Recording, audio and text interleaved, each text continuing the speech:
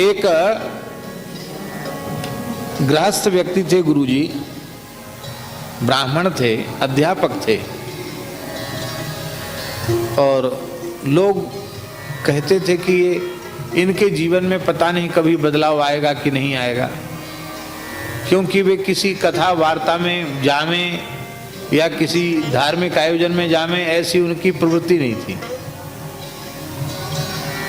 अध्यापक थे तो पूरी ईमानदारी से पढ़ाते थे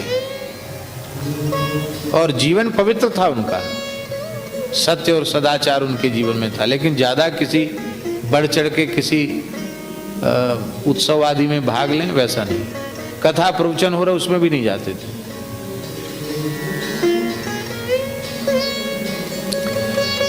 हमारे महाराज जी की कभी उस क्षेत्र में कथा होती थी, भक्तमाली जी की, और उनको सूचना होती तो उसको सुनने आ जाते थे, शांत होकर के सुनते थे। शायद जीवन में 2-4 कथा सुनी होगी उन्होंने। और एक जैसे गृहस्थ पूरा एकदम रचा पचा ऐसे ही थे, खेती परिवार सबको ध्यान रखना, लेकिन वे सावधान थे। तो जिस दिन वे सेवा से निवृत्त हुए, सरकारी सेवा से प्रधानाध्यापक के पद से निवृत्त हुए,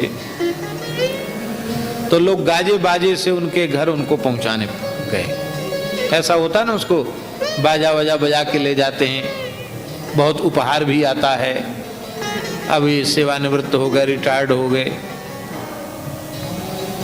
तो घर में सबका भोज था, जो भी अतिथि थे सबको भोजन आदि की व्यवस्था भी थी।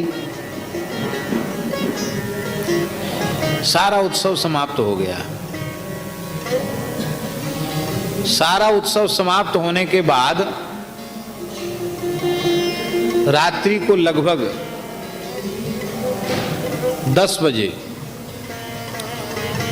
उन्होंने बुलाया, अपने एक ही पुत्र था उनका, अपने पुत्र को बुलाया, वो भी अध्यापक था। तो पुत्र को बुला करके कहा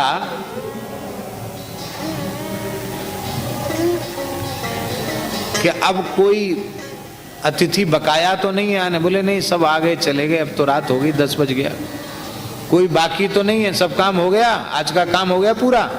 बोले हाँ हो गया। बोले देखो, हम जब तक गृहस्थ थे तब तक हमने खूब सावधानी से अपने कर्तव्य कर्म का पालन किया, और भगवान ने हमें ब्राह्मण कुल में जन्म दिया तो हमने संध्योपासन भी किया, गायत्री जप भी किया, अध्यापक थे तो हमने ईमानदारी से पढ़ाया, जीवन हमारा पवित्र बीता।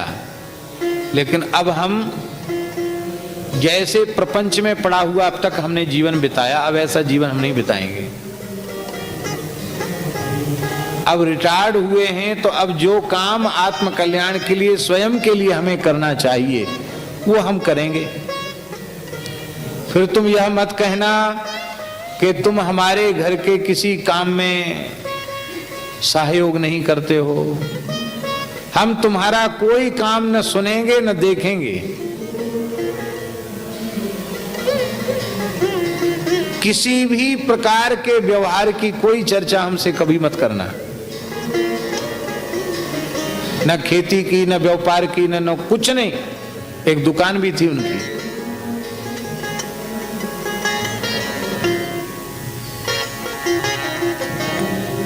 और 1 घंटे का अवसर है, सोच विचार लो तुम।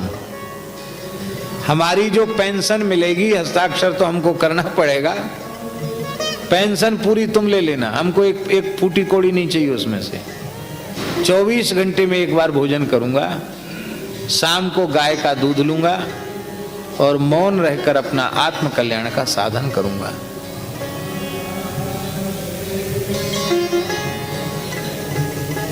फिर तुम कल प्रपंच मत करना कि बाबूजी अब हमारे किसी काम के नहीं है। 1 घंटे का समय है, उत्तर दो हमको, और नहीं तो तुम्हारी जो माँ है ना, उसकी मोह ममता बहुत है परिवार में, उसको हम, उसके लिए परवाह नहीं है, उसको हम छोड़ देंगे यहीं और हम अकेले ही चले जाएंगे। कहाँ जाएंगे? जहां हमारी इच्छा होगी वहां हम जाएंगे। और यदि तुम हमारी इस रहनी को पसंद कर सको और हमारे साधन में विक्षेप न करो तो हमें कोई घर और बाहर में भेद नहीं है, फिर हम कहीं नहीं जाएंगे, यहीं रह जाएंगे। निर्णय करके बताओ। 1 घंटे का समय, 10 बज रहा है, 11 बजे उत्तर दे देना। सत्य घटना एक जगह की गुरुजी। अब तो सब सन्न रहेगा कि दिन भर तो उत्सव मना, इन्होंने तो ऐसा कर दिया। बोले तुम ऐसा समझो कि तुम्हारे संसार के व्यवहार के लिए हम मर चुके हैं, ऐसा समझ लो। तुम संसार के लिए मैं मर चुका हूं, ऐसा समझ लो। थोड़ी देर बाद, 1 घंटे बाद पुत्र ने कहा कि मैं आपका एकमात्र पुत्र हूं और अब रिटायर्ड होने के बाद इस अवस्था में आप अकेले जाएं, ये मैं सहन नहीं कर सकता। आपको जैसे इच्छा हो वैसे आप रहें, हम आपको कोई विक्षेप नहीं करेंगे और कभी आपको कुछ पूछेंगे भी नहीं। बात पक्की हो गई। गुरुजी दूसरे दिन से वे ऐसे हो गए जैसे किसी को पहचानते ही नहीं है। एकदम जीवन का दूसरा अध्याय शुरू हो गया। पत्नी, पुत्र, पौत्र, नाते रिश्तेदार भी आते तो न वो प्रसन्न होते न वो दुखी होते। जैसे व्यक्ति अपरिचित के साथ उदासीनता पूर्ण व्यवहार करता है, ऐसी शरीर संसार से पूर्ण उपरामता उनको आ गई। ठीक 3 बजे वे स्नान कर लेते थे एक नदी में जाकर के, और साधन में उनका चिंतन की प्रधानता थी। तो बहुत कुछ पढ़े लिखे नहीं थे, सामान्य संस्कृतज्ञ थे और अंग्रेजी हिंदी पढ़े थे, मास्टर थे, अध्यापक थे। तो गीता प्रेस के ये उपनिषद, 10 उपनिषद, बृहदारण्यक, ईशावास्य आदि और ब्रह्मसूत्र और श्रीमद् भगवद गीता है और रामचरितमानस, इनको अपने स्वाध्याय के लिए उन्होंने स्वीकार किया। इनको वो पढ़ते थे थोड़ी देर और बाकी समय ध्यान करते थे, नाम जप करते थे, मौन रहते थे और जो भोजन मिल जाए, यह भी नहीं कभी बताया कि हमको इसमें कम पड़ता है कि ज्यादा पड़ता है, इसमें नमक है कि मिर्च ज्यादा, जो आ गया उसको एक बार उन्होंने ले लिया। Misho's decor range is loved by million homes. It's time for your home. Download now.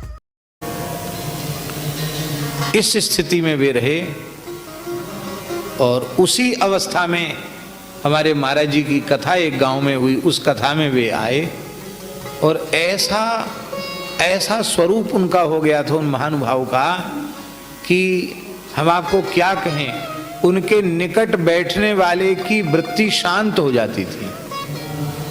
इतना शांत हो गए वो कि उनके पास पहुंचने वाले की वृत्ति शांत हो जाती थी, उथल पुथल बंद हो जाती थी, ऐसा था।